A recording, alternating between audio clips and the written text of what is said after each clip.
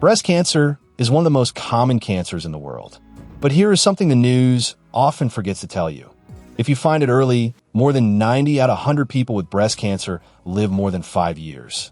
This video is your full, simple guide to breast cancer.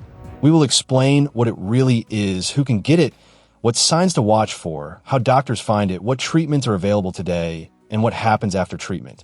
Maybe you are watching for yourself, maybe for a family member, or maybe just to understand better. Either way, you have come to the right place. Let's start. Breast cancer starts when cells inside the breast grow out of control. Normally, cells grow, divide, and die in a fixed cycle. But cancer cells keep multiplying, and they form a lump or mass that is called a tumor. The breast has different parts: lobules, which make milk, ducts, which carry milk to the nipple, and fatty and connective tissue around them. Cancer can start in any of these. The two most common types are ductal carcinoma, which starts in the milk ducts, and lobular carcinoma, which starts in the lobules. Ductal carcinoma in situ is a very early stage where abnormal cells are there, but have not spread outside the duct. It can be treated very well. Most breast cancers are hormone receptor positive. That means they grow because of estrogen or progesterone. Others are HER2 positive or triple negative. These are not bad labels. They just tell doctors which medicines will work best. Think of them as a map, not a judgment. Knowing your risk does not mean you will definitely get breast cancer. It just helps you talk to your doctor more clearly. Some risk factors we cannot change. Being a woman is the biggest one. Though men can get breast cancer too, it is much rarer. Age also matters. Risk goes up after 50. If your mother or sister had breast or ovarian cancer, or if you carry gene changes like BRCA1 or BRCA2, your risk is higher. Other risk factors we can change: drinking alcohol regularly, being overweight after menopause, not moving your body much, and using certain hormone replacement therapy for a long time. These can raise risk a little. But let me be clear, most people who get breast cancer do not have any clear risk factors. And most people with risk factors never get it. Risk is not your destiny. It is just information. Knowing what to look for can truly save your life. Everyone knows about a lump in the breast or armpit, but there are other signs too. Watch for changes in size, shape, or how the breast looks. Skin changes like dimpling, puckering, or a texture like orange peel. Pay attention. Nipple changes. If it turns inward or there's discharge that is not milk or a rash around it, get it checked. Pain in the breast or armpit that is new or does not go away. Even though most breast pain is not cancer, still needs a doctor's visit. People often ask me, "Doctor, I found a lump.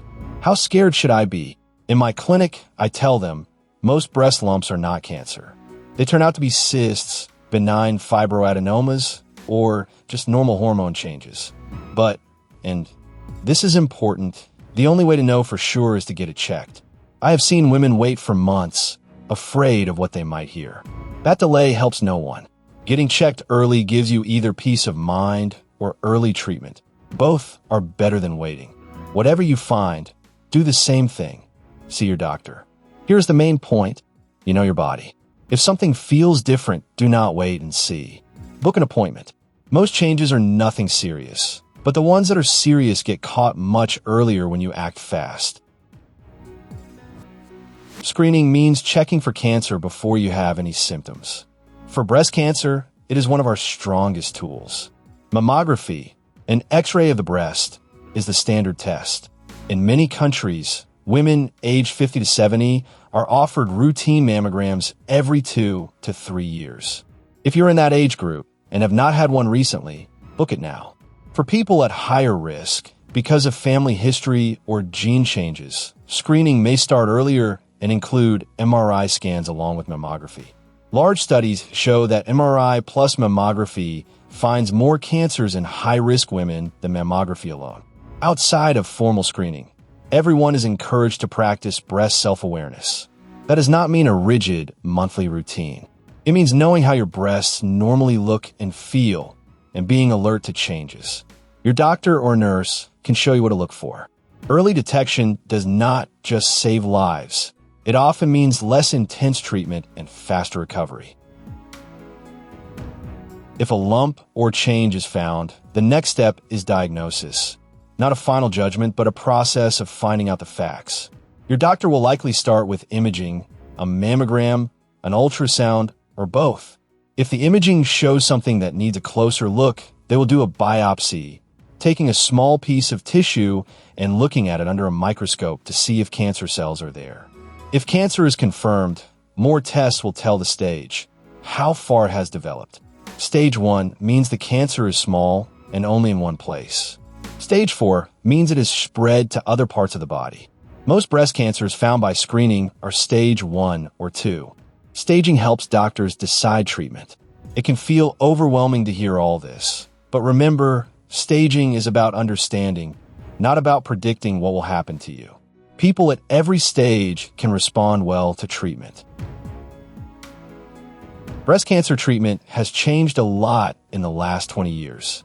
Today, most people get a personalized plan based on the type, stage, and biology of their cancer, and also on what they prefer. Surgery is often part of treatment. A lumpectomy removes the tumor and a little bit of surrounding tissue, keeping most of the breast. A mastectomy removes the whole breast. Reconstruction options are available. Talk about these before surgery. Radiotherapy uses focused high-energy beams to kill any remaining cancer cells after surgery. It is usually given in short daily sessions over several weeks, and most people tolerate it well. Chemotherapy uses medicines to kill cancer cells all over the body. It may be given before surgery to shrink a tumor or after to lower the chance of it coming back. Side effects can be tough, but they can be managed, and they're temporary. Hormone therapy, like Tamoxifen or aromatase inhibitors, blocks the hormones that feed hormone receptor-positive breast cancers. It is usually taken as a daily tablet for 5 to 10 years and is one of our best preventive treatments. The Atlas trial proved that 10 years of tamoxifen lowers breast cancer death much more than 5 years. That changed how doctors treat this worldwide. Targeted therapy uses drugs like trastuzumab. You may know it as Herceptin, which goes after the HER2 protein. Newer drugs like pertuzumab and trastuzumab deruxtecan have improved results even more for HER2-positive disease. For triple-negative breast cancer, immunotherapy with pembrolizumab plus chemotherapy has shown real survival benefits in the Keynote 522 trial. Your cancer team will explain which combination is right for you. You do not need to understand everything at once. Ask questions, bring someone with you to appointments, and write things down. Finishing treatment is a big achievement, but it often comes with new worries. Many people feel a strange mix of relief and anxiety when active treatment ends. Follow-up appointments are a normal and important part of survivorship. Your team will watch for any signs of the cancer returning and manage any long-term effects of treatment. Most recurrences, if they happen, are found at these checkups, not because of new symptoms. Physical recovery is different for everyone. Tiredness is common for months after treatment. Gentle, regular exercise has strong evidence behind it. Many studies show it reduces fatigue, improves mood, and may lower the risk of recurrence. Your team may send you to a physiotherapist or rehab program. Emotional well-being matters just as much. Anxiety, low mood, and changes in how you see yourself and your relationships. All of this is normal. Psycho-oncology support, peer groups, and breast cancer charities can help a lot. Please use them. Many people go on to live full, active, and meaningful lives after breast cancer. Survivorship is not just about staying alive, it is about living well. Breast cancer is common, but it is also one of the most survivable cancers if caught early. The single most important thing to remember from this video is do not delay. If you're due for a mammogram, book it this week. If you notice a change in your breast, see your doctor. Do not talk yourself out of it. And if someone you know is going through a diagnosis, share this video with them. Knowledge is not a reason to panic. It is a reason to act. Thank you for watching HealthSphere MD. If this guide helped you, please leave a like. It helps more people find us. Subscribe so you never miss our next video, and leave a question in the comments. Our team reads everyone. Take care of yourself. We will see you in the next video.